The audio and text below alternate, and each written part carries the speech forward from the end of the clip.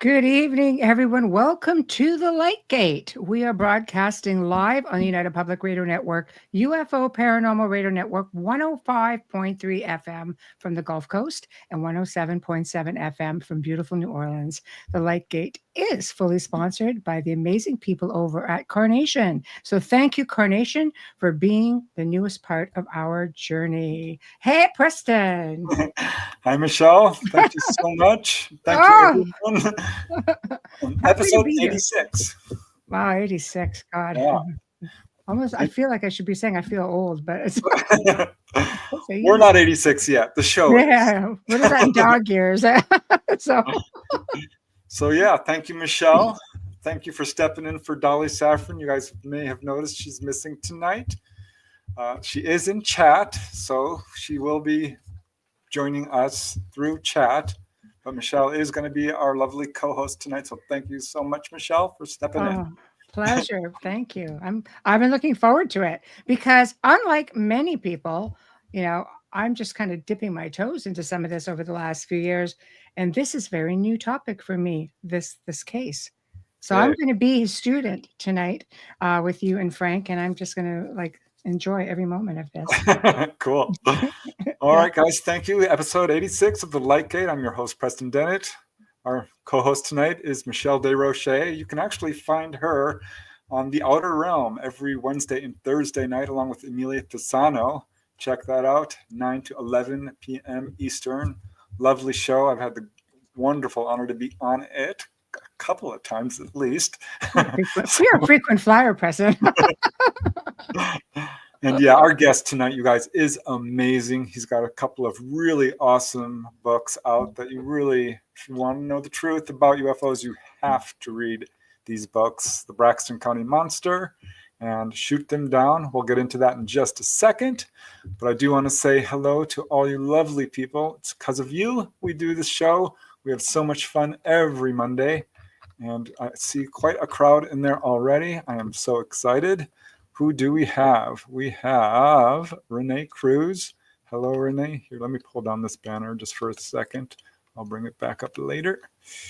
And a lot of people. Yay, I'm so excited. All these people. I recognize you guys. Teresa Levine. Hi, Dolly, Preston, Frank, and Michelle tonight. We have Mary Lair. We have Dawn Curtis. Hi, Dawn. Scuba Maru, can always count on you. Kaj, how you doing? All the way from Brazil? Wow, that's amazing. Very cool. Yeah. Okay, Night's Glories, wishing Dolly a speedy recovery. Yes, she had some surgery there and it went excellent. We have Becky Sloan. We have Namaste with her endless generosity. Thank you, Namaste. I just can't express how much you make me smile every week when we do this show. And I see you pop up. You're just absolutely wonderful. Love you so much. I know Dolly does too. She's sending big hugs. Okay, we have, who else? Dolly is in chat. We have the Owl Man. Very cool. Thank you, the Owl Man. You guys, these donations really help us to fund the show. So thank you so much. It means more than I can ever express. Thank you so much, the Owl Man. And who else we have? We have Ruth Kleiber. And I know I'm pronouncing that right because I asked. We have Catmaster Trash, psyched about the show. Oh, makes me very nostalgic. Very cool. We have Louise, all the way from New Jersey. A lot of action in New Jersey these days. Drones. Yeah. Well, we're going to be doing a Q&A next week, guys, so I'm sure we'll dive into that topic. I know what Dolly has to say about it. Covert military activity, and I'm on the same page. Mm-hmm. We can definitely dive into that. Mm-hmm. Tim Houston, thanks for joining us. Fab. Glad you could make it. And Helena Nyborg. Thank you. And Cliff Olinger. Oh, my goodness. I'm going to get in trouble shortly. I've got 1 more minute before I get my wrist slapped for taking too long to bring in the guest. Frank should be interesting. Yes. I have been trying to get him on the show, and he finally agreed. Thank you, Frank. So grateful. Mike, bringing the popcorn, wishing Dolly good wishes. And who else? Z Sun Dragon says hi, Crazy Preston, son. and hi, Dolly. Yeah. Mm-hmm. Oh, we have Nicole, aka Coley. Hope you're doing well. We love you. Janie Mashburn. And definitely got to go through these fast or I will get in trouble. Hi, John. We have Royston Marshall Love from London. Very cool. Don't try to get me to do an English accent because I'll just embarrass myself. I love an English accent. Catherine Four Feathers, CT Guitar Guy. Yay. Herbie Flurby. Don't you just love these names people come up with? They're great handles. They really are. Joseph A. Dolly is here in spirit. Yes, she is. We have Royston Marshall. We have Truth Seeker Light. Hi, Michelle. Nice to see you. Happy face. Hello. Keith Witherell. No drones here. Just a matter of time, Keith. Matter of time. Mm-hmm. Brian W. Hello. We got Bridget. We have KCF. We have Olivia. We have me getting in trouble. We have Lisa. I'm going to see someone winging across the room. I love saying hi to you guys. It's fun. They do a whole show on it. Hira, we have Barris all the way from. We got a nice audience in Australia. Oh, Michael's Australia's great. Yeah. Question already. I starred your question, Michael. Okay, yeah. If you guys have any questions, please do pop them in. Caps does help. But I'm just going to get started, you guys. I really see quite a few of you other people in here. Oh, Almir, all the way from Brazil. But our guest is so amazing that I really just want to dive right into it. So before I do actually bring him on, let me tell you a little bit about our guest, Frank C. Feschino Jr. I've got his book, The Braxton County Monster. It's rare that I read a book that was literally a page turner from beginning to end about what I thought was going to be one incident, but turned out to be quite a bit more than that. So that's what we're going to be talking about tonight. Frank is a graduate of the Paier College of Art in Hamden, Connecticut. He's an accomplished artist. He studied illustration, commercial art, and photography, and was trained by several world-famous artists. In fact, earned his 4-year diploma in fine arts in 1981, then moved to Florida, where he studied film and video production at Phillips Jr. College in Daytona Beach. He was actually trained by Hollywood camera operator Rich Davis. Graduated with an associate's degree in film and video production and a minor in business. Okay, now we get to the subject of today's show. While visiting family in Braxton County in the early 1990s, Frank became aware of the Flatwoods monster UFO crash incident in Braxton County. This was on September 12, 1952, and he began to investigate it. This case involves a UFO and its apparent ET occupant, a 12-foot, get that 12-foot, Michelle, it's twice our height. Wow. 12-foot tall, armor-clad being that crash landed on a farm in Flatwoods and encountered a curious group of local townspeople. I bet they were curious. So subsequently, he began an in-depth investigation into this case, which lasted decades. And he uncovered a massive UFO cover-up, which was implemented by our own sweet United States government with your tax dollars. Let's not forget that.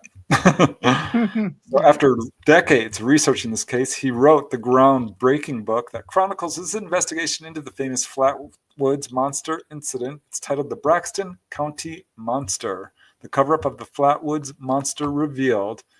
Make sure you get the updated and revised edition. I put this in a link in the show notes. You can get it from Lulu. That's the best place to give the author the rewards for doing his research. Such an important case. I cannot wait to get into this. Frank, of course, has appeared on many West Virginia television talk shows, TV news broadcasts, and radio programs. And, of course, nationwide. Was featured in the first ever Flatwoods Monster cover story and in an article in UFO magazine. Let's see. He's on Monster Quest and the History Channel. Featured the Flatwoods Monster and the Frametown Monster incidents of 1952. And additionally, Frank Feschino has produced a documentary that he wrote, shot, and narrated, which focuses on his amazing investigation into the Flatwoods Monster case. And this appears on YouTube. So after spending decades in search of the truth, a lot of time, money, and effort, Frank has become the go-to guy, the genuine authority on the Flatwoods Monster incident and the UFO events of September 12, 1952. And if you look up that date, you're going to be amazed. He's also the author of the highly acclaimed book, Shoot Them Down, The Flying Saucer Air Wars of 1952. Made me laugh when we heard the congressional hearings and the heads of the Defense Department were asked, have we ever shot at them? Both quickly said no. I almost threw a shoe at the screen because this book proves beyond any reasonable doubt that yes, we have shot at them. So today, Frank continues to be involved in his UFO research, and he currently resides in Central Florida. And let me just bring him on before this show ends without me actually bringing him on. Hello, Frank. Hello, Welcome. everybody. Welcome. That was a long intro, Preston. I always get in trouble, but I'm doing my best. And you have such a claim. Yeah, I really appreciate you coming on. Your resume is amazing. Well, there goes my mic. Yeah, a few weeks ago, we had a big hurricane that hit down where I live here, and stuff got messed up. It's taken me weeks of putting the property back together again. Oh, wow. So I'm finally here. Wow. And in one piece. Yeah, Yeah, I'm well protected, believe me. a crazy hurricane. Yeah, it actually went around me here. But whew, that was a big one. Yeah, you guys are lucky. Okay. Hi, on with the show. Go, Preston. we got a pretty big audience. So, yeah, I'm so glad you guys could all join us. And Frank, as I warned you before the show, because I never want to blindside a guest, I'm always very curious if you yourself have seen a UFO. Did you believe in UFOs growing up? What pathway led you to researching this topic? And how did you get to where you are today? In one sentence. No, I'm kidding. 4-part question. Yeah. Actually, Preston, I kind of stumbled onto this whole Flatwoods Monster thing by accident. I have a cousin who owns some property in Frametown in Braxton County, which is a short distance away from Flatwoods, where the UFO incident took place. And I was up there visiting back in 1991, and that's when I came across this story about the Flatwoods Monster. I was going with my cousin into the town and saw this big sign on the side of the road, "Welcome to Flatwoods, home of the Green Monster." And that was the beginning of the end. Wow. Over 30 years later, I'm still looking into this case. So did you believe in UFOs at that point, or have you heard of them, or was it just not a topic? A little bit growing up, just stuff you would read in the Weekly Reader or the books in the library. But being an illustrator, I was into other things, doing advertising, art, painting, doing murals, whatnot. And when I went into Braxton County, that's when I became a believer. My cousin had crop circle rings appearing on his property. Now you have to imagine his property is one of the highest points in Braxton County. He's up in the mountains. It's about a mile drive from the main road just to get to his home. Then when you hit the top of the peak where you would park your vehicle by the house, you would look out and there was 400 acres of sprawling property. There was actually a Civil War battle fought on the property. Wow. I was up there on one trip, and my cousin wasn't too happy because he had just purchased the property a handful of years before. He walked out one morning, and there's these giant crop circle rings burned into the property for about 100 acres, and he wasn't too happy over that. I can imagine. I started documenting them. They weren't like the crop circles that you normally would see in England. They were like rings. and there was quite a few of them. They would be anywheres from 2 feet across to 60, 70 feet across. And I started documenting them, and I started talking to some of the locals there, Preston. And long story short, that's when I discovered how all the locals up in that area were talking about flying saucers and UFOs. Well, the first time I was up there, we went to a little house gathering, and the people were talking about it, and I made the deadly mistake of laughing at them. Not good, because I've been there. I did that. Yeah. words I heard of is, boy, don't be laughing at us.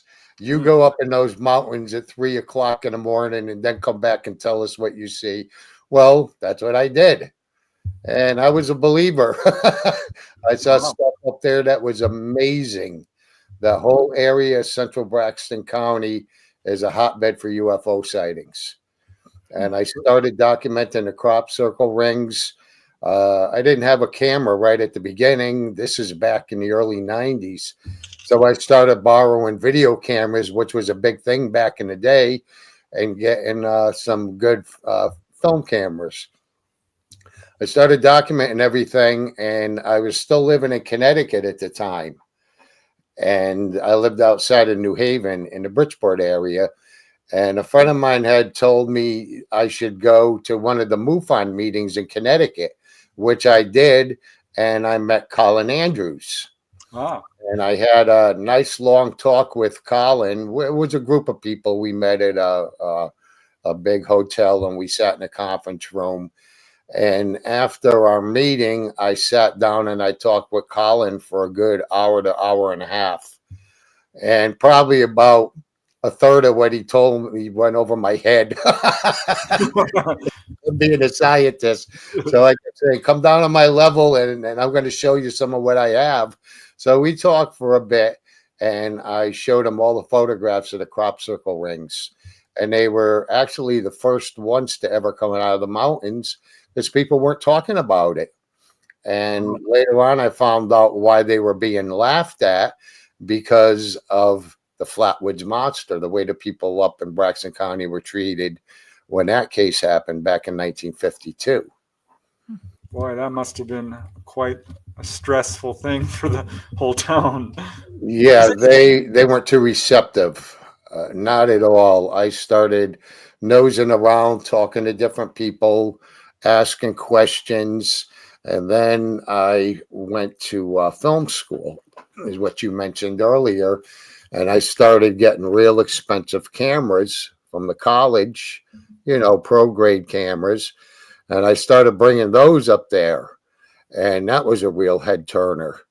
When I would walk, I would never leave the cameras alone because they were quite a few $1,000s, and I would carry them wherever I went. And one time, first time I walked in with the big camera, it was about the size of a suitcase. I walked into Sutton, into a little mom and pop restaurant with about 40, 50 people. And it was just like you see in the movies. Everybody stopped to eat, and you can hear the clinging of forks. They all stopped, and they all turned and they looked at me. Like, who's this guy, or what's he carrying? Out of towner. Yeah, and I was with a friend, and at that point we ate, went outside, and a guy walked outside, and he walked up to me, and he flashed his coat open, and he says, "Boy, we don't talk about that Flatwoods monster around these parts no more." Ooh. And he opened up, and he had a gun on the inside of his chest. And he closed it back up, and I'm like, oh, man. I says, I'm going to have to start coming up here armed or have a bodyguard, which is eventually what I did anyways. But I wasn't too receptive at the beginning. And I was at a point where I almost gave everything up. But technically, you are kind of connected to that area, so you do have a little bit of an in. Yeah, but the people didn't know that at the beginning. After, with my cousin and family up there, but once I started talking to them, nobody could either remember or pronounce my name, my last name, which is Italian. So I just became known as Cousin Frank. That works. I was from Frametown, and they still call me that.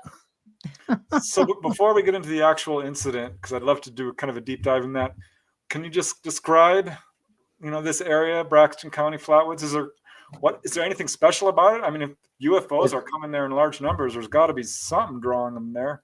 Well, it's the central part of the state. Flatwoods is the center part of the state, and very isolated.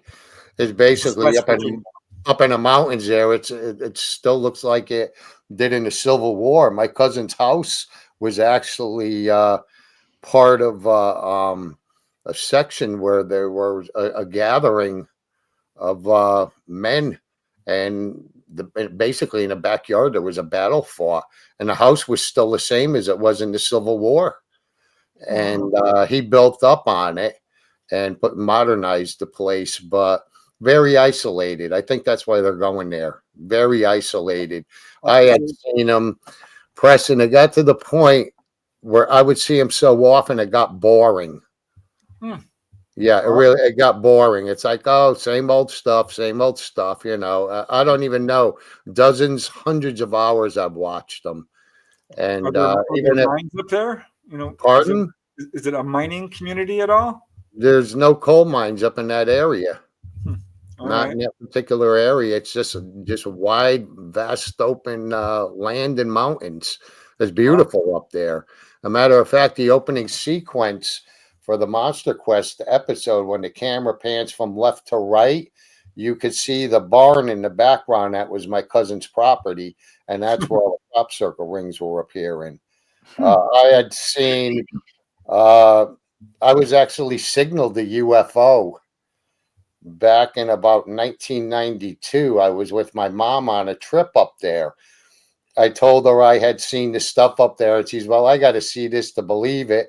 And I was talking to Colin Andrews, and he told me about using the amber-colored lights to attract them and putting the lights into a formation with the beams like a pyramid. Right. So I went out and got all this equipment and lights, and it looked like a circus up on top of the mountain there. And son of a gun, they showed up.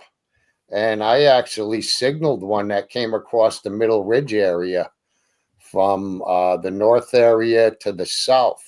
When I had one of those big halogen, it looks like a big gun, like a bazooka. And when you hit the trigger, okay. And having no idea what was going on, I aimed this thing up towards the north area, and the thing was sitting there. And basically, it looked like a big fluorescent round bulb. It was a big round bulb, diffused at the end. And my mom was standing there with me, and she took the binoculars and she looked at it. And when she zoomed in on it, she said it's a disc with a dome on it, but you couldn't see it, with the naked eye because it was so bright and diffused. So crazy me takes the light, and I flashed at it, and I hit it. And when I hit this thing, it started moving. And it started coming across the horizon, the Middle Ridge. And when I put the trigger up to it and I aimed at it and I hit it twice, it stopped. I'm like, wow, look at this. It's working. Then I hit it once again and it moved. And I did this for about close to 10 minutes. And I couldn't believe it. I said, wow, this is like contact. And when the thing moved across the horizon, Preston, and it got directly in my line of sight in front of me, it just sat there and hovered. And I'm like, well, what's going on now? It's not doing anything because it didn't go any further. So I flashed it a couple times, and you know what the thing did? Came directly at us. Nice. Well, that sounds like a successful CE5 long before CE5 was a thing, and it sounds better than most CE5s I've heard of. Now, we got amber-colored lights and red lights, and I had the big lights into the shape of a pyramid like Colin Andrews had mentioned, all the ambers. We look like the Keystone Cops running around shutting all those lights off. It looked like almost my mom was in midair because I grabbed her by the arm and dragged her in the house. I says, we're not dealing with this. It was crazy. It came directly at us. Well, the following morning, Preston, my mom banged on the door of my bedroom there in my cousin's house. And she says, "Get your butt out here now." And I walked outside, No. half asleep, walked into the front yard, and she said, "Look at the horizon line." And when we saw it in daylight, that was scary because I did not realize how close that thing was when it came within a couple hundred yards of us. And Wow. that's when That's it got definite gorgeous. contact. And that's why, like, oh, I'm losing my nerve doing this stuff. Well, we Yeah, would but go, you're still good at it. yeah, When you but do we would research, go up into she the will back. research you. We would go up into the back, what we nicknamed Lookout Hill. And, you know, I would never go up there by myself, not in a million years, but we would go up there and we would just check out the UFOs and just watch them flying around. And they would go into formations. It was amazing. And I remember the first time my brother went up there, he just sat there and we looked at each other and were like, can you believe the government's telling us these things don't exist? And we're watching them flying around. They were on the horizon line. Then they would all come together in formations and go straight up like a button shirt. And then they would come down to go in formations. They were doing that so often, we got bored of watching it over the years. It was like, it's nothing anymore. We're seeing the same old stuff. We do that to let people know that this is, definitely them, and not some, plane or anything like that. Wow, that's amazing. That's very cool. Yeah, that went on for a few years, and then I talked with Colin quite a few times, and I was always sending him video footage and photographs. And then when I got involved into the Flatwoods case, that kind of went south, and I just concentrated on Flatwoods monster story. Well, I'm certainly glad you did. Here, I'm going to pull up the book so that people can get a look at this. This is the book that covers the Flatwoods incident, Braxton County incident, and so much more. So this is, I know, a very complicated story. It's not just one incident, but it certainly started out with this amazing, why don't you just lead us into what happened on that day? When I first got involved in the story, living in Connecticut, I was going back and forth there before I moved to Florida and went to film school. Well, while up in Connecticut, I was hitting all the libraries throughout the state, Bridgeport, New Haven, Hartford, and everything in between, all the major libraries. And I was visiting bookstores and looking in the metaphysical section for UFO books. No internet back then. Everything was, boots on the ground researching.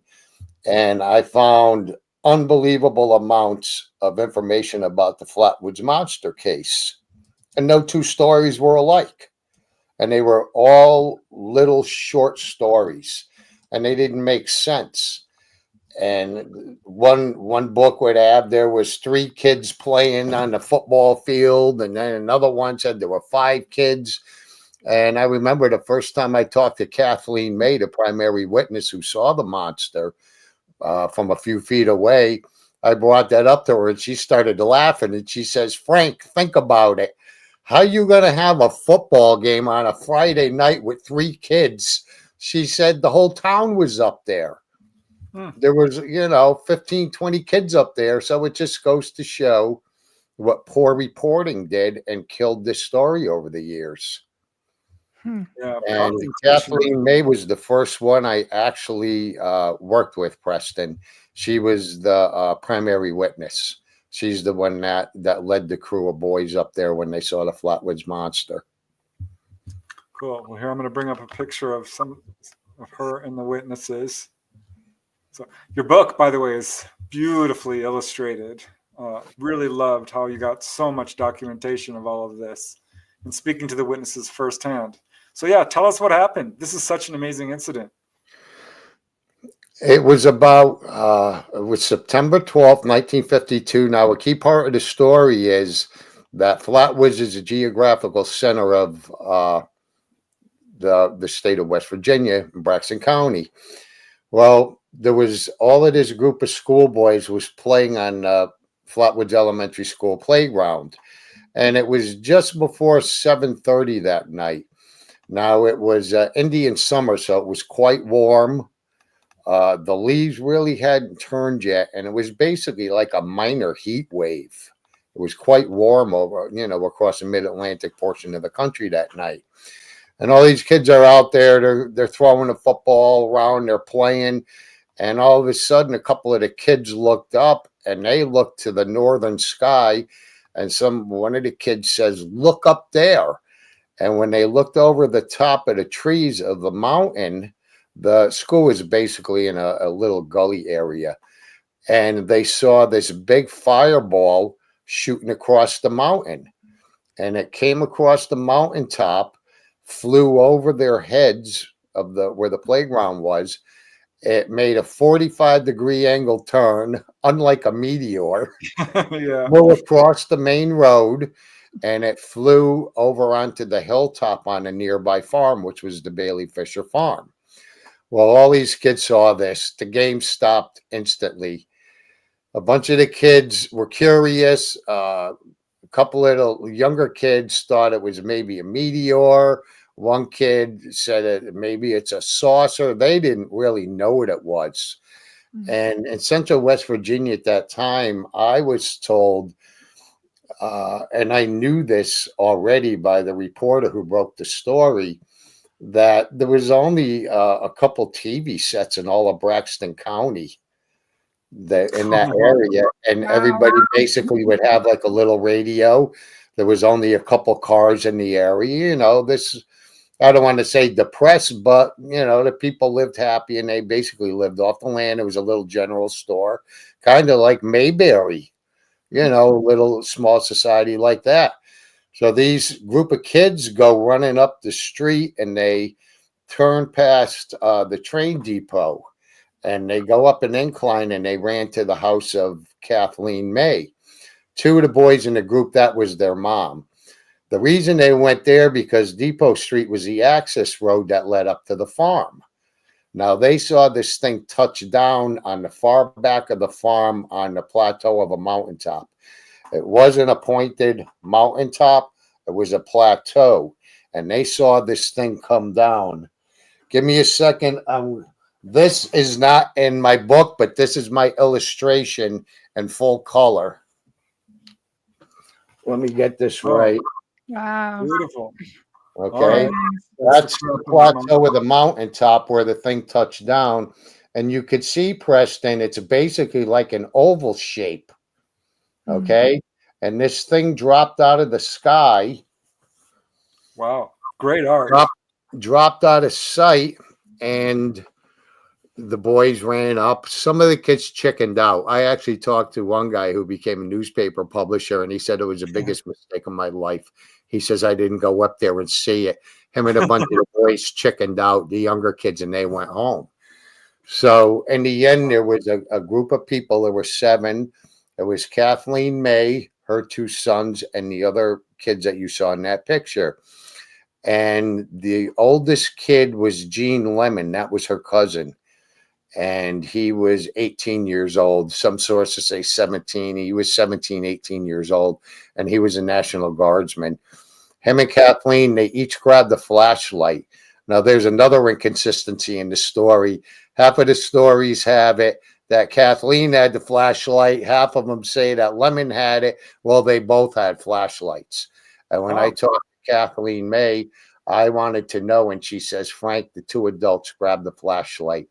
She said, especially when it was starting to get dark, walking into the mountains, if one of the flashlights went out, you were in trouble. So Kathleen and her cousin Gene Lemon, they led the pack, and there was a couple family dogs. Gene Lemon had his little dog there, and there was another dog who was Freddie May's dog. And the reason I'm telling you this, because this comes into play later. They're all going up the hill to the back. And in the meantime, across the road, there was a collie, a big collie dog that followed the kids up. They would play. Everybody was in the neighborhoods. Everybody knew each other back then, in the days when you could leave your doors unlocked. So what happened is They walk up into the back portion of the property, and the first area that they hit is a flat area, and that's what I call the first field, Preston. The Right. group walked across the first field, and I think we got one or two pictures there of the field it's a long shot of the farm. All right. I'll see if I can pull that up. Here, give me just a Okay, second. and the group was walking across the farm of the first field. They hit a gate, which was a big metal cattle gate. And just beyond that was a dirt path. And I think you have some pictures of that too. The All dirt right. path led all the way up to the far back mountaintop. To the right is a second field. Okay. Way in the far back, there's the mountaintop where I just showed you my illustration. The second field is in front of that mountaintop, and it's a big gully. And there was a fruit orchard section in the far back of the farm. And that is the second field of the gully. I think you may have a picture of that. But anyways, we have the first field, which was flat, the second field, which is the gully off to the right, and the gate. The group unwired the gate, and what you're supposed to do, they didn't know if there were animals up there at that point, or horses or cattle. So they all crossed the gate and they wired it.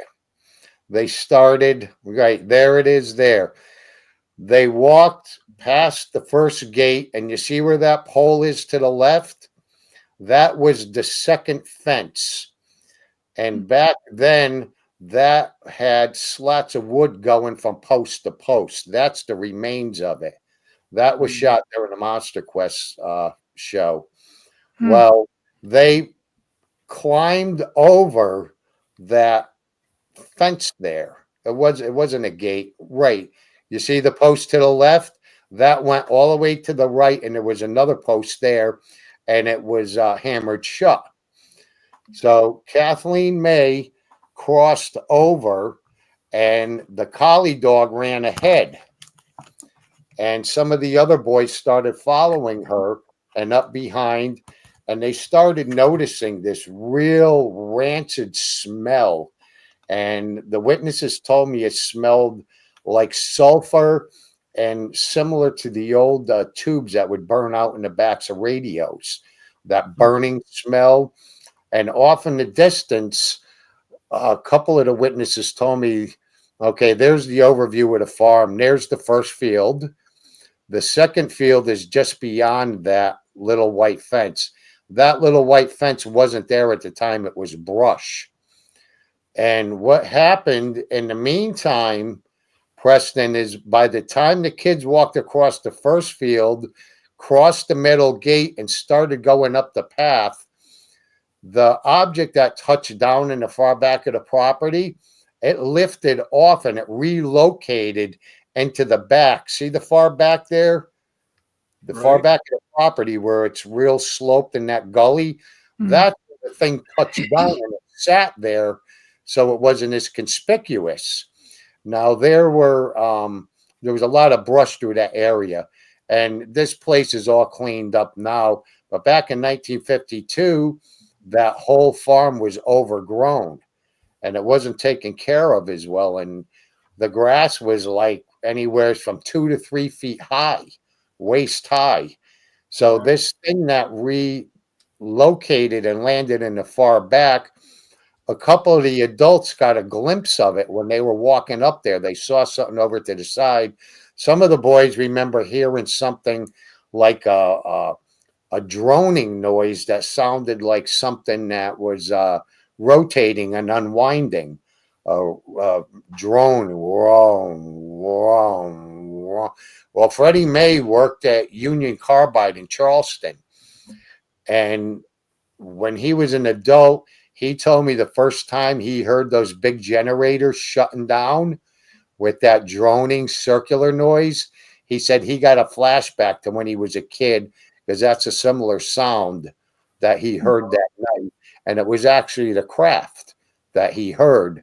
Most of the kids didn't see it because they were short and the place was so overgrown with brush along the tree, they couldn't see. So I'm setting the stage for them. They're walking up. It's starting to get dark. They have to walk all the way up to the back where they saw this thing touch down.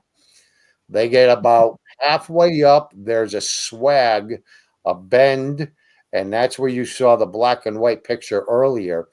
As they started nearing the area, the collie dog let out a screaming yelp, and it turned around and it hightailed from the area where the smell was emanating. And at this point, there was like a low-laying mist fog that was coming across the whole dirt path, and they kept pushing on. Mrs. May and some of the older boys were leading the pack, and there was a couple of the kids that hadn't passed by that wooden gate yet. And Mrs. May told me when she started nearing the area of this oak tree, and I think you have some pictures of the oak tree. Yeah. And I have a picture of me standing in front of it. Yeah, I remember that one. Hold on a sec. I'll find it. That was the remains of the oak tree. The oak tree was set back approximately 4 feet off of the dirt path. What it basically was, Preston, is when that dirt path was made, they dug right into the earth, and it was like concave, and they cut this swath. And back of me is the path, okay, facing the opposite direction, and that's about a 3 to 4 foot drop. Well, as they started getting closer, the smell and that foggy mist started getting thicker. And as Mrs. May approached up towards the tree, she said it sounded like frying bacon and a low thumping noise that sounded kind of was like a conga drum. But she said it was more like hitting a silver dollar onto a stretched canvas, like a thumping rhythmic noise. And as she heard all of these crazy crackling, she said it sounded like frying bacon in a pan. Okay, there's the tree there. See how there's a slope? Right. And it's back a few feet off of the path. Right about there, when I took that picture, Preston, that's about where Kathleen May was. Now, right behind that tree was the Flatwoods monster. And it was sitting on the ground. And the Flatwoods monster was actually a machine. It was a craft like a small spaceship. They didn't know what it was because this thing was hidden behind that tree. They got a couple feet closer, and Jean Lemon and Kathleen shined their flashlights up into the area about close to 12 foot high. There was a branch up there, and that branch came out over the path. Okay, the monster, which here's your Flatwoods monster. This is a model that I made of the monster. Amazing. Okay, see how it looks like a rocket ship? Yep. Okay. The lower portion had pipes on it, and it was part of a propulsion system. This thing was sitting behind the tree, and it was blowing this exhaust out. And it was also leaking.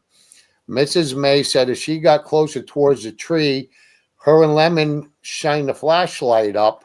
They thought they saw eyes of a raccoon or a possum. They didn't know what it was. And when the whole area lit up, that's what hovered out. It lifted up and passed in front of the witnesses. And you can see the tree there to the left. There's the wooden gate towards the foreground left corner. And Kathleen May told me she was as close to it as the length of a car, a small car. So she was approximately 12 feet from it. It basically moved right out in front of her. Gene Lemon fell over. He dropped his flashlight. Kathleen said he just got rubbery legged. It scared the hell out of him. Turned around and they took off. Kathleen said we got a real good look at it. And you could see that there's beams of light coming out. A lot of writers over the years had described those as like X-ray or beams of laser beams. What that actually was, Preston, that was not a face. That was an inner helmet, and it had two porthole eyes in it. And the witnesses told me when this thing lit up, it reacted. And that's what I was really wanting to know from Kathleen May. When this thing was near you, it was dormant and they couldn't tell. It was starting to get dark. And the thing is set off to the side where the backdrop is the woods. The woods were that whole area down there. And that thing lifted and hovered out and came down the path in front of Kathleen. And it was spewing oil out. She said the oil hit her in part of the face, hit her chest, and she had a little hat on. Back in the day, she was a beautician, and they used to wear their uniform hats. So she got splattered with this oil. They all got a good whiff of this stuff, and they were sick. They turned and they hightailed it. Freddie May and one of the younger boys was at the far back where the wooden gate is. They saw this unfold in front of them. The rest of the group was up close, the older boys. Well, Mrs. May said she got a real good look at it, and we just ran. And what was great about working with Kathleen and working with her son, Freddie, is Freddie saw the whole thing unfold from the gate. So he had an overall view of what was in front of him. Wow. Okay. Kathleen saw this thing from approximately 12 feet. So she got an up close and personal look at this thing. So when I was doing my illustrations over the years, I would sit down with the witnesses. Being an illustrator, this is what Stanton Friedman loved. He told me, he says, Frank, this case never would have got solved by anybody else except an artist, because I sat down and did police style renderings with these people. Wonderful. And I was able to distinguish what this thing actually looked like, because the press and the television completely botched the whole thing up and had this thing looking like this, like a monster with arms and claws. Red face. Here's another one, a statue that they make, Preston. See it? Yeah. Okay. This is this famous statue that they make. Well, this represents a dress. What this actually was, the misinterpretation, the pleats. Mrs. May said this thing reminded her of the pleats of a dress, or like the drapes, how they hang down and they're rolled. Back in 1952, she's trying to describe this metallic figure, 12 foot tall. She had no reference point. So she said the lower point reminded her of a dress or drapes, the way they come down and they were folded. They were actually pipes. Oh. And you could see there the thing lifted off the ground, and it didn't make any threatening maneuver towards her. It basically moved across the path. Now, the interesting point is when this thing had landed and it relocated into the gully, you could see there's a slope back there. This thing was to the far left and back of where the figure would have been, actually right there. And when it hovered out of the craft, it moved across the field and it cut a path. Now, earlier I said the grass was about 3 to 4 feet high. And when this cut through the field, Preston, it was actually like if you walked with a big giant leaf blower and you walked All right. and it cut a path as it went through. And this thing was gigantic. I was told it was approximately 4.5 foot at the base. The bottom of this was about 4 feet at the base, and it tapered up. And Freddie May told me the area of the shoulders was about 3 feet across. and the arms and the claws that have been misportrayed for over 70 years were actually antennas. See the antennas? Wow. And when Mrs. May was given the description, she said they look like little hands, like claws coming out. And nobody really knew what she meant, so they turned it into a monster. When I spoke to the other witnesses and I sat down with her son, Freddie, and I asked him what they were, he said, Frank, what mother was talking about, those little spike things that were coming out, he said they were antennas. Antennas coming off of the plane of the shoulders. So what happened is all of these years later, everybody who hasn't read the book or seen my paintings think the Flatwoods monster is a silly little monster with arms and claws. And I sat down with the witnesses and I would do tons of drawings. Give me a second.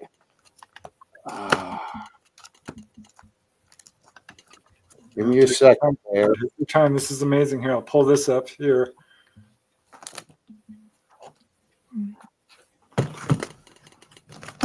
I can't imagine what it must have been like to see something that big and then have it spew oil all over you.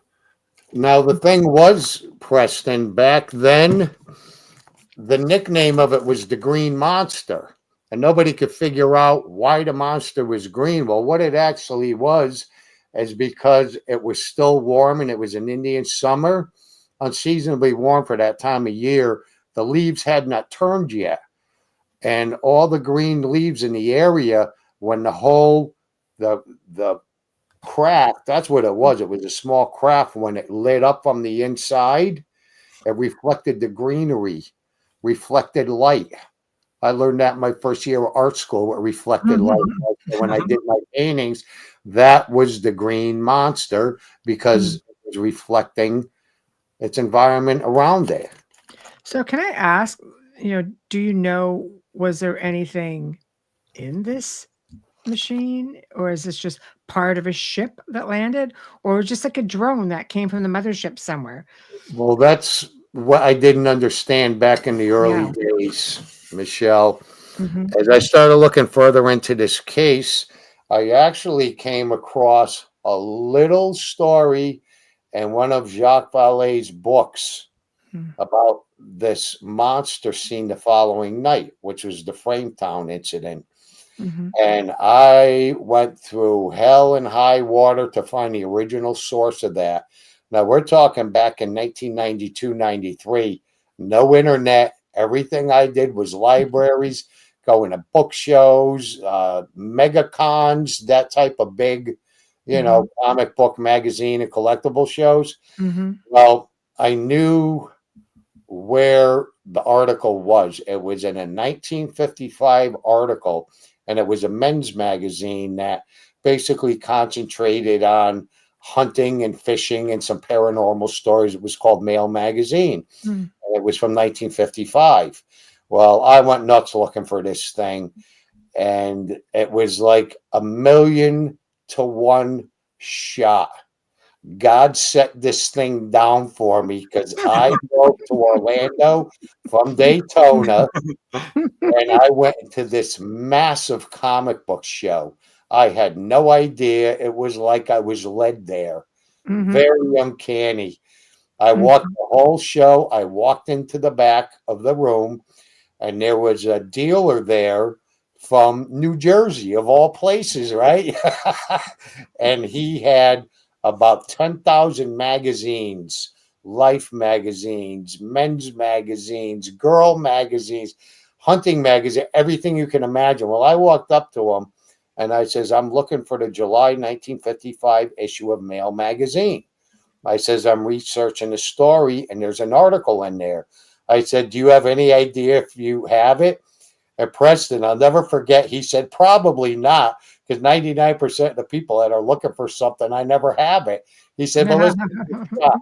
And he started looking through all the boxes. And I didn't even know what the cover looked like. I had no idea what the cover looked like. And he dug through and he pulled it out, and I didn't recognize it. And I said, can we open it up and look in there? It's something about a West Virginia monster with a UFO story. And it had a cowboy on the cover with his guns, like an old Western cowboy. He opened it up. He went down the index, and I could still picture him. And he says, there it is, the West Virginia monster. Hmm. And I'm like, wow, there's not too many of these. And I bought it. And Mm. came back home. I researched that story and I picked it apart. It was the full-blown story. It was written by Paul Lieb, and he was involved with a Saucer Society, I believe, from California. He interviewed George Snatowski, who was the witness to the Frametown monster. Okay, it took place about 24 hours later in Frametown, and he was driving along with his wife back to New York from Ohio, and his car stalled out. He had his wife was in the front seat, and the back seat was their youngster. It was a baby boy, and back then they didn't have child seats, and the baby was in a crib. So the car died out. He's on the side of the road, and he looked out in the distance, and he saw this pulsing UFO out in the light. It was like a phosphorus color, and it kind of had a violet hue to it. And Kathleen May told me the night before, as she was walking up the first area of the path, when she came up the incline, she saw something flare out. And she said it was like a purplish hue. So I'm like, okay, now we got a couple common things going on here. Then he got out of the car and he smelled this horrific gas that smelled like sulfur. Sound familiar? Same thing. Same exact thing. He started choking and gagging. The wife is starting to get nervous. The car's down. It's dark. They're in the middle of nowheres. No lights. The car battery's dead. The baby starts screaming and crying. So he locks the car up, rolls the windows back up. He starts walking out to where this light was. He thought a chemical factory was on fire. He didn't know where he was. You're in the middle of the boondocks in Frametown.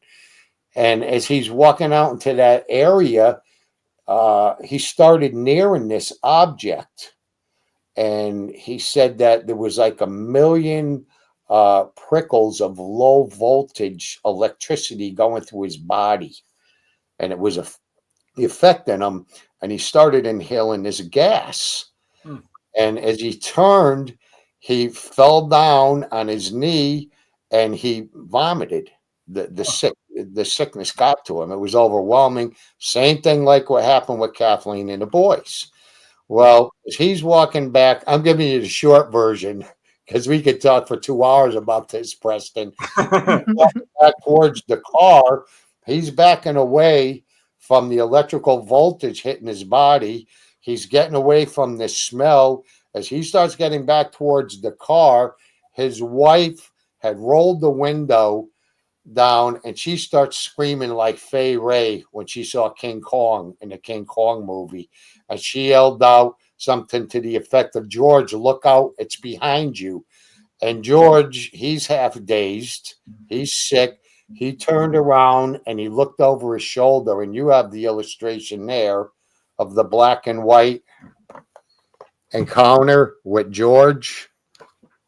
Or I'm not sure which one it is. I know it's not this one, right?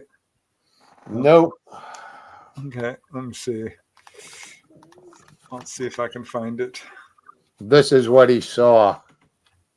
Here, hold on. Wow. Okay. I have a black and white small one. It's a black and white, and this is coming up behind him. And he's got his arms up. Right here. Another illustration of it. That's scary. That's quite. This is probably it without the outer covering. Yeah. Yes. Right? That's the first thing that hit me. Well, there's another one there too of the encounter where it's coming up behind him. All right. I'll see if I can find that one. Give me a second. I'm still doing my best to navigate all of these. We got quite a few images here.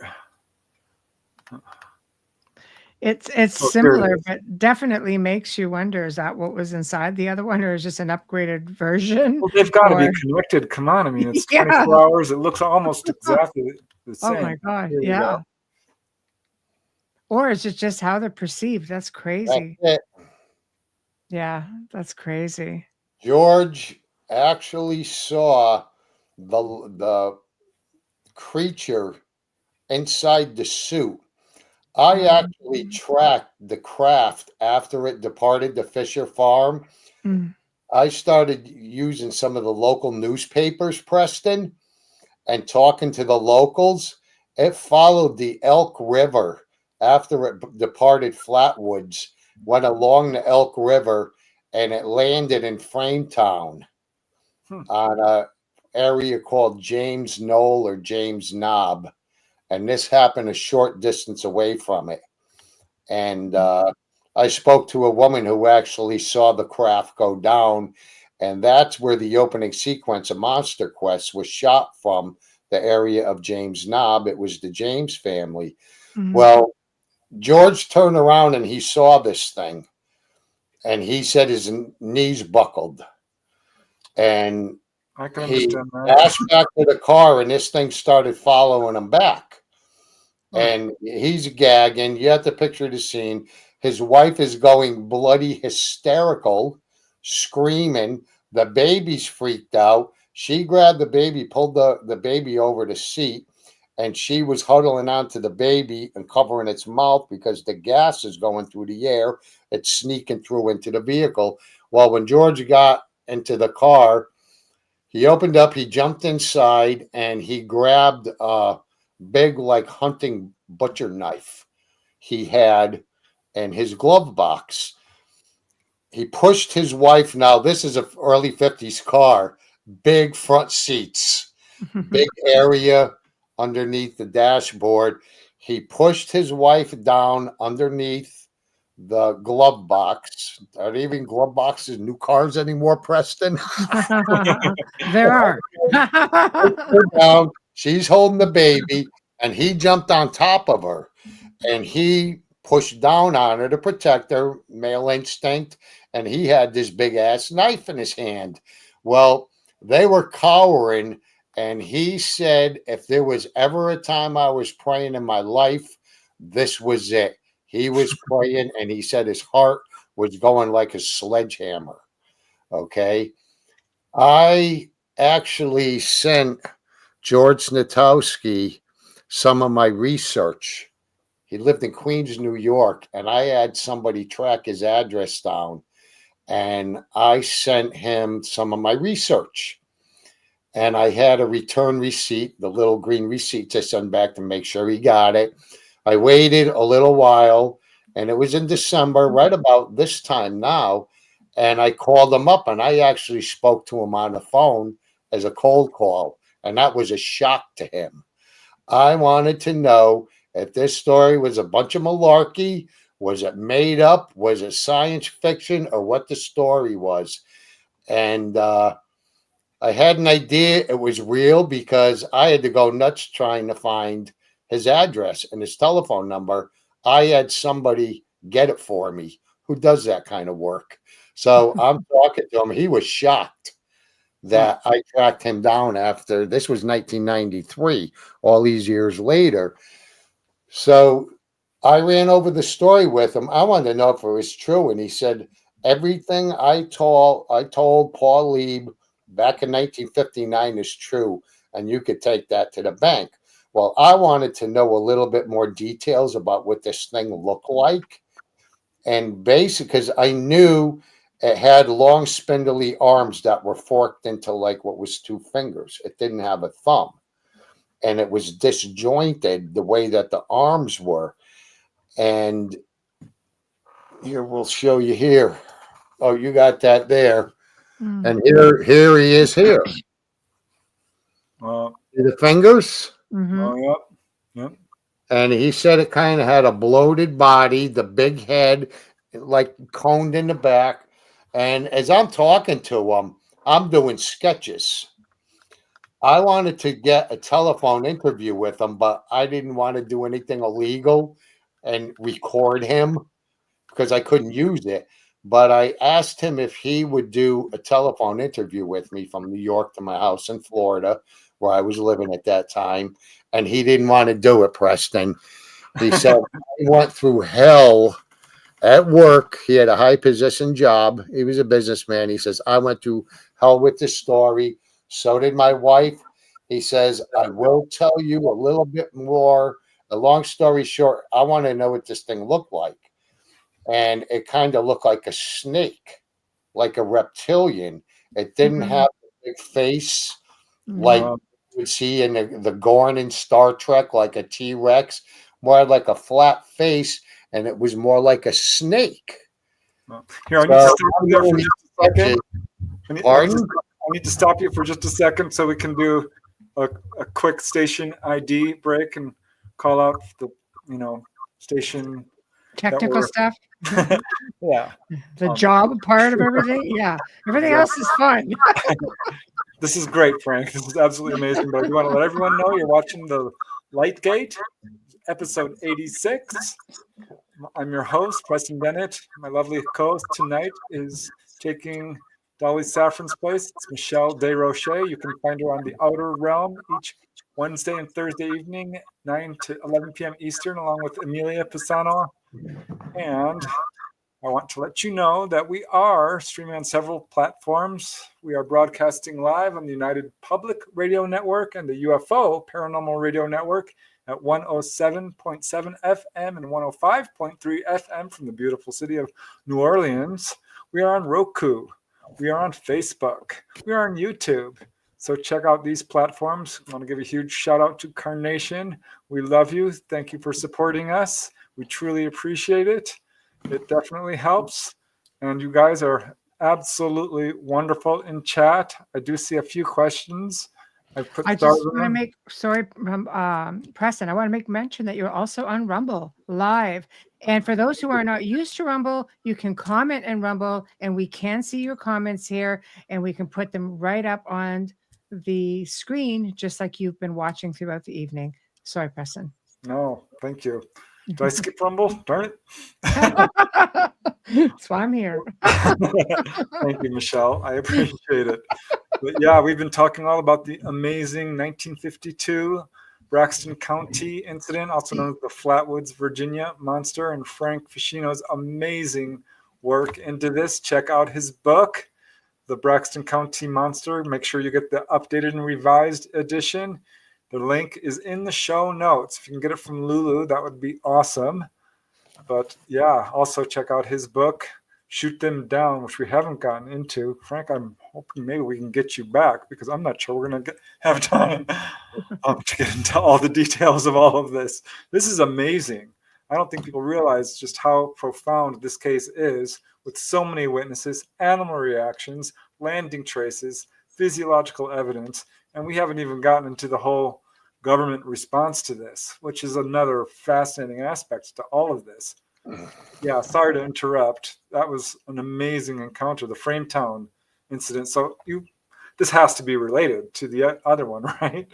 Well, what was described to me, this thing, he said, was about a good 8 to 9 feet tall. Okay. The Flatwoods monster was described as approximately 12 feet tall. So I did different sketches of this thing. Now, what he actually saw was the flesh and blood of this creature from the waist up. Okay. When he got back into the car with his wife, and when he was praying and he was leaning down, covering them, he had no idea where this thing was. It had went around the car. Okay. And it came to the front of it. Okay. Now he's anticipating. He has no idea. And I wouldn't have been looking up too, because I'm not one of those idiots that would have walked down the hallway in a haunted house if I saw or heard something. I'm like myself. I did it once. I did it once, never again. He lifted his head up and he looked up across the dashboard upwards, and this is what he saw. Oh, holy Oh, smoke. This boy. is my sculpture that I did from Wow. George Snatowski's description. And it's Wow. close to scale. You know, you could see, you got a fix on that? This Yes. is what it was described as. There was like a snake-like reptilian with teeth, and it had the bigger head in the back. And I did this from my sketches after I talked to him. Yeah. That was actually the cover of the UFO magazine. That's him there in the The wood. slit eyes too. Yeah. Yeah. Hmm. That is So amazing. he looked up across the dashboard and saw this thing looking down at him. And what it did is it reached out with those long spindly arms, and it reached down and it touched the hood of his car. And other people have said to me over the years since they read the book, it never made a threatening maneuver towards them. It was almost like it was trying to contact them. Hmm. That's just a couple dozen people have said that to me since they read my book. But anyways, when it touched the hood of the car, it burnt the paint right down to the primer, and it left a scar on the hood of the car. Wow. He, at that point, they almost had a heart attack. The baby was going hysterical, crying. The wife's whimpering. He's having a heart attack, and he hid back down, and the thing backed off. And he looked up a few seconds later, and it had turned around, and it hovered like this. The night before was hovering, and it was the same thing. The propulsion system, which you figure whatever this was, it was some type of an exhaust. This thing was 12 foot high when it was seen in Flatwoods. When he saw it from the waist up, and he described this as one big solid mass on the bottom. It hovered back out into the woods towards that light that was hovering out there. He said when it disappeared and vanished into the darkness in the direction where that light was, he said the thing lifted up. And you know this well, Preston. How many times have you heard the stories where it starts swinging like a pendulum? Yep. And he said this back in 1955. Okay. What he saw in 52, he said it swung back and forth a few times like a pendulum and just took off and disappeared into the stars. Well, the thing about this whole case is the Flatwoods monster story did not break on the following day. Unless you were in the area, you didn't know about it. It broke in one newspaper out of Charleston on Sunday morning. So people on the outside of Flatwoods or Braxton County didn't even know what happened. This guy was driving from Ohio after visiting people there, took the back roads, and he was going back to Queens, New York. The story hadn't even broken with Flatwoods yet, so he didn't know anything about it. So I'm looking at all these similarities with the smells, the size, and I did some sketches when I sat down and I did cutaways. And if you take a 9 foot tall figure, okay, take the helmet off, okay, the inside was actually red, and it was an inner helmet. Kathleen and Freddie Mae told me it was like a helmet. Freddie described it to me. He said it looked like a fighter pilot sitting in the cockpit of his plane. The mask and the visor and everything was actually the inside. The outer covering, which what they said was shaped like an ace of spades, was actually an outer helmet. And I was told It had a plate glass window in the front that was like plexiglass. It was like a barrier shield. Wow. So I did all of these sketches. I'm working with this thing. I worked very close with Freddie, very close with him. He tolerated me. And I worked with Kathleen May, and I kept doing my illustrations. And I would mail them back and forth to the family. And then I finally got to the point where, give me a second, Preston. Give me a second. Okay. There's your Flatwoods monster. Wow. I'm so glad you're an artist because this really brings it to life. Mm-hmm. Amazing. And it hovered back across the field, and it followed a parallel path, like walking through the snow with your footprints. It made cut a swath going up to the tree, and when it passed in front of May and Lemon and the boys, it followed, went over the bushes, and went back and made a parallel path. And this is the whole overview. Let me see, everything's in reverse of the farm. It looks right from there. Yeah, yeah. Incredible. Wow. Incredible. And this is what I did. Now, I brought the original painting. I got hold of Ailey Stewart Jr., who was the man who broke the story to the world. He was the first person of authority. Him and his dad owned the Braxton Democrat newspaper. He got a call from the West Virginia State Police the night this accident happened. After Mrs. May went back to her house with all the boys, they got into the house and it was pretty much hysterical. To say the least. Wonder why. Yeah. He called up the sheriff's department. The sheriff was out with his deputy running around Braxton County chasing what were said to be downed aircraft going down in flames. They were UFOs. They got hold of the West Virginia State Police. They were out on call too. Now, I was told by another witness, Preston, I work with a lot of the old timers, who most of them are deceased now. So I have them on either video or audio. I had them drawing pictures and signing, press releases. I have all types of stuff. And they said there would be only 1 or 2 state police that would cover the whole of Braxton County, which was a big area. They were out on call, and it was never disclosed where they were. I could never find out because they were actually part of the cover-up. They're the ones that put this whole ball in motion, I found out. Well, Ailey Stewart was a photographer, and he was a photojournalist.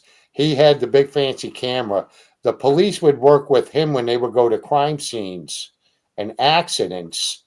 And he worked with the police pretty regular, taking, when they would chalk the bodies out, and he would take the pictures for the police. So they knew him. They called him because there was no authority there. So he represented the police department and the state police. He went to the home of Kathleen May, and he was the first one that walked into the home. And he said it was utter pandemonium. He said everybody was crying. Gene Lemon was throwing up, almost passing out. They had to give him smelling salts. The boys, some of them, they were bleeding from the nose from inhaling. Okay. Some of them were cut up because they were falling down through the rocks and going down the path. And he said Mrs. May's eyes were all red and what he said weepy. And she was tearing from the gas that she had inhaled and everything. And she was covered with this oil, which shows you Flatwoods Monster was a machine. It was leaking. The thing was damaged. Okay. He came back into the neighborhood, and he tried to get a couple of the boys to go back up there. Good luck. He went up with one of the boys, and he said he had to he says he put his hand around his neck, the back of his neck, and he said he was crying like a whipped puppy. He would not go up. They got Mrs. May's dad went up with a shotgun. Stewart always carried a handgun or had a gun in the back of his truck or his car, wherever he was driving that day. And they formed a posse. This is how serious this thing was. There was no playing around. A West Virginia posse went up onto the mountaintop hunting for this thing. They stayed up there for about 45 minutes. They spotlighted around. Stewart told me he had what they called an electric lantern that you would hold. And he said we spotlighted around the farm. The boy eventually, when they got to the area, he showed him the tree where the thing was.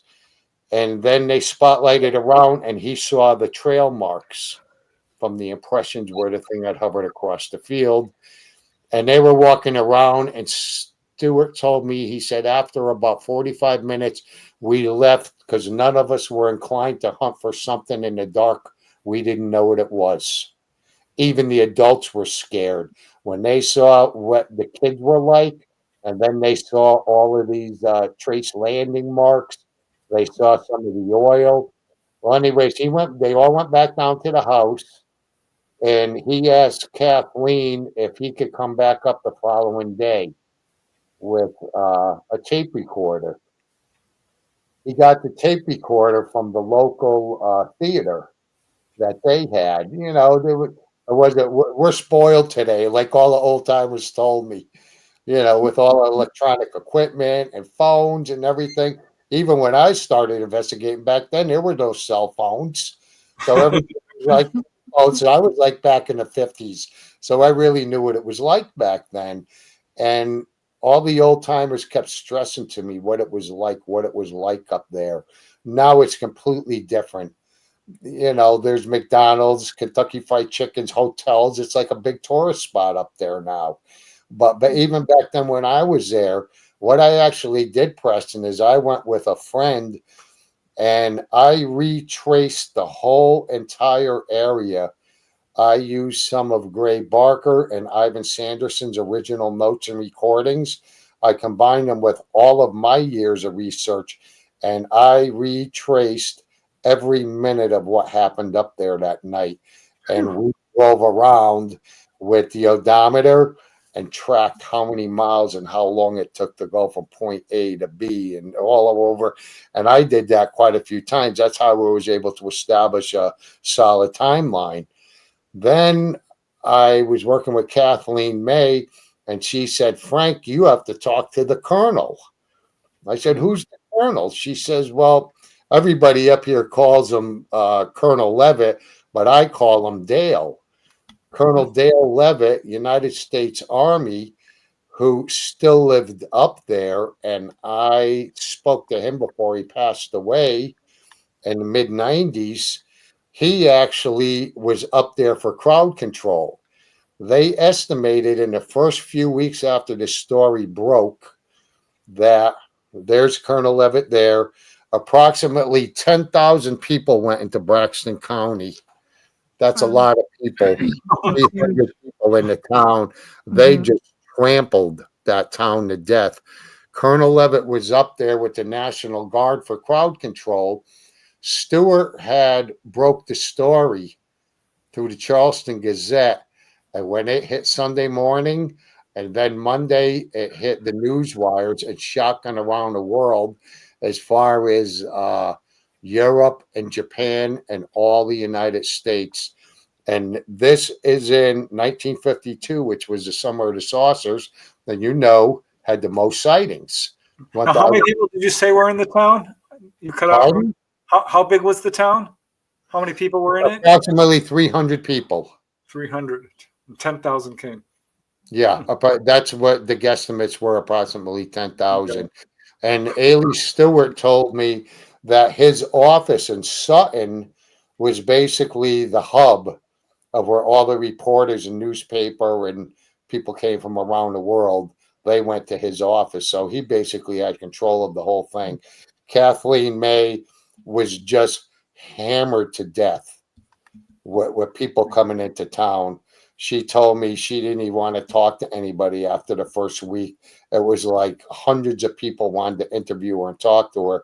Well, what happened is she went down a week after the encounter. She was contacted by the television show in New York called We the People. It was Is an this NBC. her? Yeah, that's me with Kathleen May. That's one of the earlier times. That was in her son's house. And I would sit down. As a matter of fact, I was doing some drawings that time there. Yep, that's Kathleen May. Amazing. And it's a good thing that I had spoke to all of these people all over the years, because most of them are all passed away now, Preston. Yeah, absolutely. So anyways, Kathleen said, you got to talk to Dale. And we call him the Colonel. So I'm like, well, I'm not too well liked up in this area to go out to get hold of a colonel who was a World War II hero. I said, can you make a phone call for me, Kathleen? And at this point, I had met her, a few times, and we started opening up. I was showing her my research. So she called him up, and he agreed to talk to me. Well, it's well known through the newspapers and different articles that Colonel Levitt was up there for crowd control. Well, when I met Colonel Levitt up there the first time, I was with my mom. Okay. We picked Colonel Levitt up at his home in Sutton. There's another shot, and there's Kathleen May. And we went onto the farm, and we basically started from Kathleen May's house right up to the point where across the first field, we opened up the gate, which was still there, walked across, and we got up to the tree area.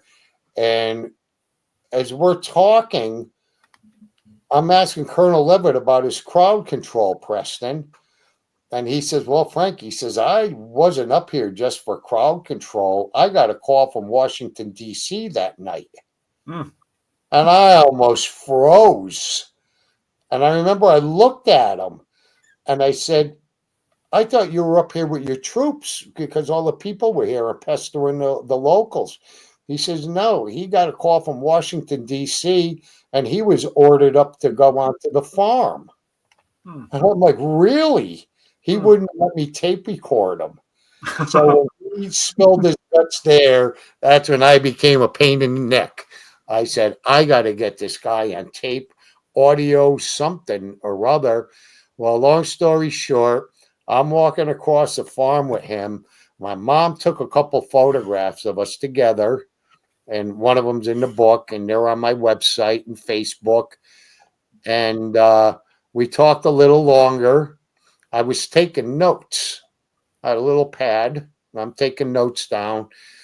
We dropped the colonel back off, and from that point forward, I was a pain in the neck, Preston. I've said this a couple times before. I was calling him because, I'm back down. I'm in Florida. I'm calling the guy up being a pain in the neck. I'm writing him letters. When I would go into visit my cousin in Frametown, we would just pop in and bang on his door. Looking at me. It's not easy being a UFO researcher. Yeah. Well, in the meantime, I'm digging up all the materials, and I'm finding articles. Preston, I have dozens of books like this, thousands of pages, thousands of pages on the Flatwoods case. And I kept showing it to him. I was showing it to Kathleen May. And finally, I gave a last-ditch effort. I was really getting sick of trying to get him onto tape. And I went over there with a friend of mine, and he came out I remember he came out from behind the screen door. And this was my Hail Mary Doug Flutie pass. It was now or never. And it's so many words, which I can't repeat here, because I basically said, you are the nuts of my story. I said, they have been making fools out of your people. I said, Colonel, that everybody called him Colonel. I said, Colonel, these are your people, not mine. I says, I'm kind of representing these people and the families. Do you want them to go down as fools and knuckleheads in the history books forever? I said, because nobody's got it right. They've been screwing the story up for years. I says, I know it, you know it. I said, if we don't do this, the story's shot. I'm just going to give up. You'll never see me again. And I said, I said a couple man words to him and go to him. And he just looked at me point blank, and I'm like, uh-oh. And he was I was like, taller than him, and I was still scared of him. And he says, I'll think about it. And he said a couple other words. Well, he eventually contacted me, and he said, I will do a taped interview with you. And at that point, I went with my cousin, and we picked him up. I had a 8mm camera that I borrowed, and we picked him up. We went to a local restaurant in town. We talked about it a little bit. I took some more notes, and we drove right up to the farm, and we started the interview in front of Kathleen's house. What I could not understand, Preston, is how did Colonel Levitt get up onto that farm? He said he had over 50 troops, 50 to 60 troops, and there was additional troops. They were up there with all of these army trucks, and I couldn't get it through my head. How did he get up there? The access road, you had to go through Kathleen Mays. You had to go up Depot Street to get by it. Well, came in through the logging road on the back end of the property because he lived up in that area, not far away. And Freddie May told me later on, after I interviewed the colonel, Levitt did not take me to the logging road. He was older. He didn't want to trek all the way up and go through all the damn woods up there. But Freddie took me up there. And the logging road led to a back street. And Levitt came up through the logging road. They parked all the army trucks in the back side of the property. And that's how they came up. When he had approximately 180 troops, and a contingent of them broke away, 50 to 60 of them stayed on the farm. And he told me they gathered soil samples, some of the oil on the farm where everything was, where the monster sat, the oil was leaking out. And the whole area had still stunk from the remnants of that gas because it went into the ground and it was still lingering there. And he gathered up everything, and he told his troops that he was going to break away. Remember I said earlier, the police were out running around Braxton County looking for an alleged airplane crash. It was actually a UFO crash. It was one that came into the area, and it crashed a few miles away near Frametown. And Colonel Levitt was up there with all his troops and boats, and they were going across the Elk River, going to the other side to where everybody saw this flaming object crash down into the mountain. And I said to him, I said, Colonel, I said, how long were you and your men up here on Flatwoods? He said, well, he was there for about 45 minutes and broke away with the contingent of the remaining troops. I said, well, how long did your guys stay up here? You ready for this? He said, they stayed the night. And I said, they stayed the night? He says, yeah, in case something else happened.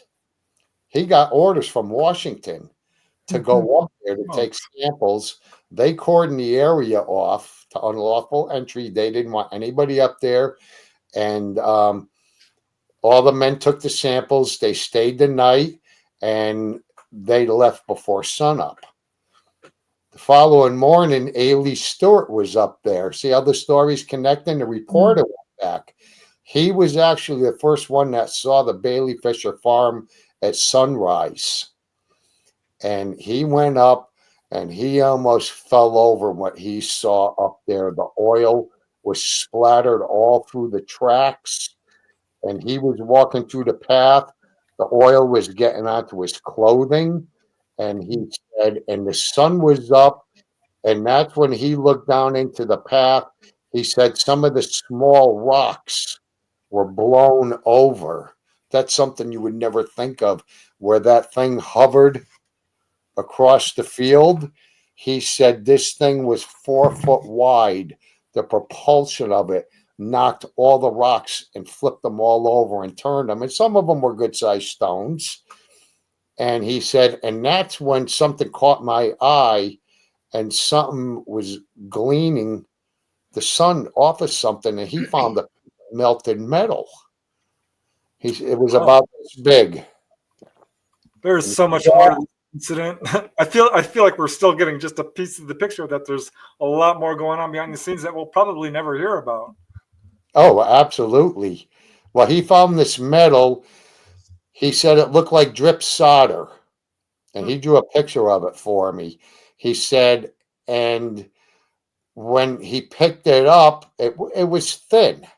It was thin, but about that size. All right. And he said it looked like drip solder, like little octopus arms where it hit and it splattered out. Well, long story short, he had that metal in his possession and he took it to a local gas station. They put it in a vise and hit it with a gasoline blowtorch, and it wouldn't melt. It wouldn't melt. His father from the Democrat told him, he says, you're bragging how you found this damn piece of metal. You better keep your mouth shut. You don't know who's coming up here. In the meantime, the government was up there posing as magazine writers and newspaper reporters. And Miss May actually had a run-in with them immediately that weekend. Then they came back, and they were men from Washington. Mrs. May poo-pooed them, told them to get the hell out of here. You're bothering me. She had like hundreds of people want to interview. They came back the next day and pulled her aside and said, we have to talk to you. We lied to you. We told you were magazine newspaper reporters from Clarksburg. And they said, we're from the United States government. And they wanted to talk to her. It was like no nonsense. She told me when she went up onto the farm, there was 2 of them. And these guys stood out. You're talking Central West Virginia, where the people are wearing jeans and T-shirts or whatever they're wearing, coveralls, kind of like what I wear. Up there, like newspaper reporters, magazine writers, and 3-piece $1,000 suits and alligator shoes. They stuck out. She was up there with Freddie on the farm. She said the 2 of them followed her up there. She said, I stood and talked to one, and the other guy broke away in the field, and he went up to the tree. He went up to the left. He was coming from the opposite direction where the monster came in. Right. And he disappeared into the woods for a few minutes. Now, Preston, this was kind of funny, and I can remember it like it was yesterday. I was in Kathleen's condo, and she had a big easy chair, like a Castro convertible. And she was kicked back in it telling me this story. And she started laughing hysterically. She says, well, Frank, she says, well, I was talking to that one guy there. The other one came back from behind the tree. He disappeared into the woods. And she says, when he came back, he looked like a zebra. And she's laughing. I says, what do you mean, Kathleen, a zebra? She said that beautiful $1,000 suit he had on was covered in oil. Where it had splattered and hit the trees. He was walking through it and it striped him. She said he looked like a striped zebra, every inch of him from head to toe. He had a hat on. It was ruined. And I'm going to ask you this and see if you pick up on this. She said the guy who was covered in oil walked up to the guy I was talking to and held his arms out. And Kathleen went like this and said, "Look at this. I wonder what Ed's going to think about this when we bring this in for analysis." Who was Ed in 1952? Do you know? Ed? And Edward Ruppelt, who was the head of Project Blue. Wow. Oh, Okay. And I cannot believe she remembered that from 1952. I wonder what Ed's going to think about this when we bring this in for analysis. I almost fell out of the chair. I was sitting over to the side of her, and I said, "Kathleen, I have a wild guess who Ed is." Well, in the meantime, I had got this, Preston. All of this is the Project Blue Book reports for this one night, about 90%. And For this one- is over a pound of paper. And I showed this to Mrs. May. Wow. I said, in 1952, Captain Edward Ruppelt was the head of Project Blue Book at ATIC at Wright-Patterson Air Force Base. And she says, "I always wondered who Ed was." And all she kept saying to me during our conversations as she started getting older, she said, "Frank, I pray that you get this book out before I die." I said, "Kathleen, mark my words, I'll get this damn book out before you die." She says, "And I want the first autographed copy of it." Her life was changed forever from that night on, huh? Yeah, it really was. And it was like I became part of her family because I was representing them. Those people would not talk to anybody else. They got sick of this whole story with the reporters botched everything up and they screwed everything up. They made this thing look like, this dumb thing. They made it look like this. And for all of those years, they thought it was a monster wearing a dress with arms and claws until I started working with the witnesses. Now, the biggest part of this whole story is I knew there had to be a beginning, a middle, and an end to this story. Flatwoods was just the end of it, Preston. I wanted to know where this thing came from. I started going through newspaper articles. Now, remember I said the Braxton County Monster story broke a couple days later, Sunday, and then when it hit the news wires that Monday, the 15th, okay? You know what all the articles were on September 13th, the day after, the 13th and 14th? All of these unknown objects, flying objects, flaming objects, meteors, planes crashing. This map behind me is the master map that I used right here. There's approximately 116 sightings that I used Project Blue Book. That map took decades to put together. wow. And what I figured out, I worked with Air Force, Army, Marine, retired guys. I live in Florida. I would go to military shows and I would talk to people. I work with air traffic controllers, pilots, you name it, guys who worked on F-94 Starfires, Sabre jets. I work with a guy who fought with Patton. I mean, you never know who you're going to meet down here in Florida. All of these old timers, they wear their military hats, but, I'm going back to the 90s. So a lot of those World War II vets and Korean War vets were alive, and they helped me with this project. I don't claim that I put this whole map together. I had a couple of guys helping me, and I had one guy stand in front and looked at it, and he went, "Oh my God, Frank, do you know what you have? We think like they do, or it's like vice versa." He said, "This is military." He said, "Do you know what you have here?" I says, "Not really." And at that point, I have a close-up I sent you. At that point, Preston, I had the timestamps, I had the trajectories, and I couldn't piece it together. And this one military guy from the Air Force stood there, and he almost hit the floor. He says, "Give me your drafting ruler and a pencil." and I handed it to him, and he's talking out loud. You know, I'm not a military guy, and he just started marking. See all the flight paths? Wow. Okay, yeah. Impressive. He traced the flight paths, okay? All of those pinpointed areas, we worked in reverse. I had the farthest points forward.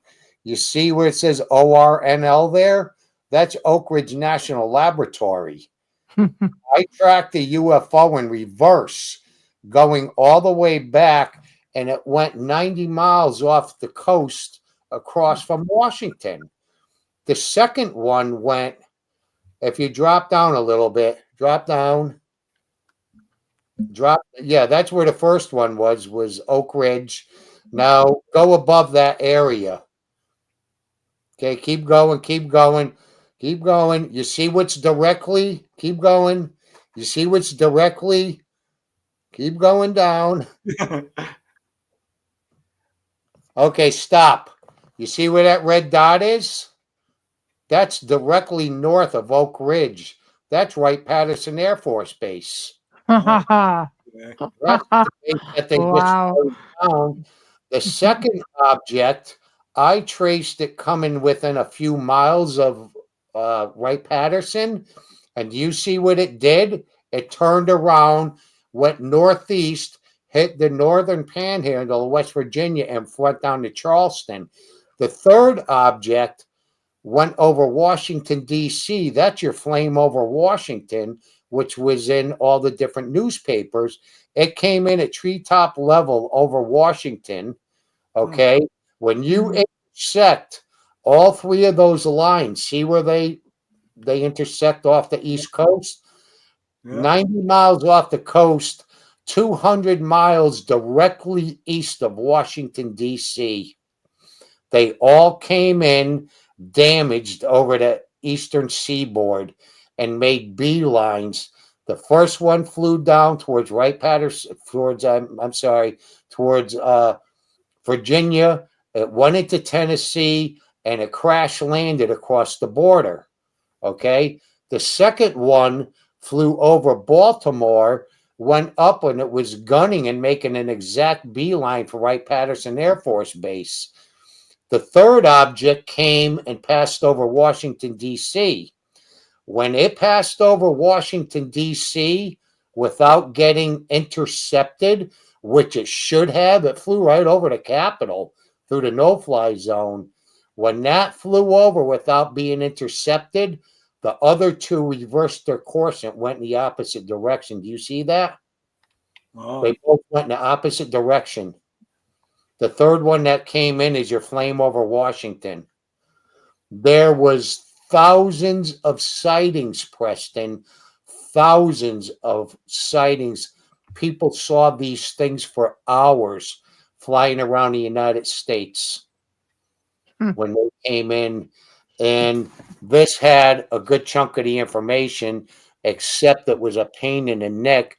I spent 5 years going through this Project Blue Book documents. All the pages had to be re-inked because they were faded by the time they were copied into the Blue Book archives. But I was damned and determined I was going to figure this out. That night was actually, we were invaded. I started researching and working with Air Force guys. I kept saying, how did we shoot UFOs down in 52? Well, they had rocket-bearing craft back then. We had this guy here. Oh, hold on. There's your Sabre jet, and there's your F-94C Starfire. They had computers on board, and they were armed. Here's your Sabre jet. These had rockets on board. Well, we're running out of time. I am so sad about it. The nation's capital, Preston. They formed a perimeter. You always keep your best fighters around. And we recreated this whole scene within a couple minutes, which took years. And the three came over damaged over the eastern seaboard. I pinpointed every location where they landed and 13 locations where they crashed and went down, took off, or were puddle jumping across the United States. There was a service report that night, communication instructions for the for reporting of vital intelligence sightings. That's a tongue twister. And that's like red alert. We're in deep crap. And that service report was put out that night in a Flatwoods report. When that UFO, the second one, flew over Baltimore and it went up towards Wright-Patterson Air Force Base, when it redirected here, it went in the opposite direction towards the Wheeler, Ohio County Airport, nearly collided with a passenger plane, nearly clipped within a few feet and almost hit the wing of the plane and sent it down. All of this stuff was in hundreds of newspaper articles, except that all had to be put together and traced out on a map.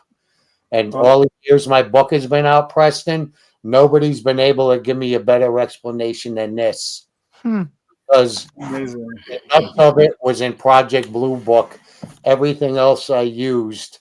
And I tied this into Shoot 'em Down because in July of 1952, a few days after the second flyovers in Washington, D.C., we had the back-to-back weekends. The Air Force came out and admitted Monsell Montz, who was the senior press spokesman for the Air Force, said that we have orders to shoot them down if we can't talk them down. And there were freestanding orders to shoot at flying saucers. That's what the Shoot 'em Down book is about. Well, you know what? We're out of time. I'm so upset about it. Already. I really, really want to hear more. Let's do it again. Can you come back? Absolutely. Oh, good. Because I didn't even get a lot more to talk about. So thanks so much. I mean, everyone check out this book. We didn't even cover quite a bit of it. So amazing. The links are in the show notes, you guys, if you want to learn more about Frank Feschino and his research, and you can get this book. But thanks, Frank, so much for joining us tonight. Amazing. I mean, I am just speechless. Thank you. And I'm very educated. This has been a very enlightening experience. Heck, I'll tune into the next one. And you know what? Well, you know what the government said all of this was? They blamed all of these sightings on a meteor that was seen for 5 to 6 seconds. Wow. The whole sequence of hours was blamed on one meteor, a fireball meteor. And they said the Flatwoods monster was more than likely probably an owl in a tree. So if anybody else out there has a better explanation or could explain this map behind me, please contact me or Preston. Wow. Yeah, thanks, Frank. That was amazing. Yeah, thanks for having me on. Yeah, of course. I can't wait to have you back because this, wow. All right. Thank you guys for joining us on the Lightgate episode 86. I want to thank you, Namaste, all the people in chat, Owlman. Really appreciate your generous donations. Cliff Olinger, Christine, in my opinion, Don Curtis, all you guys in chat were amazing. I'm so sorry I didn't get to the questions, but honestly, you had me gripped. You absolutely had me riveted to my seat listening to this amazing account. So yeah, we'll definitely contact you to bring you back on. Truly, truly appreciate you coming tonight.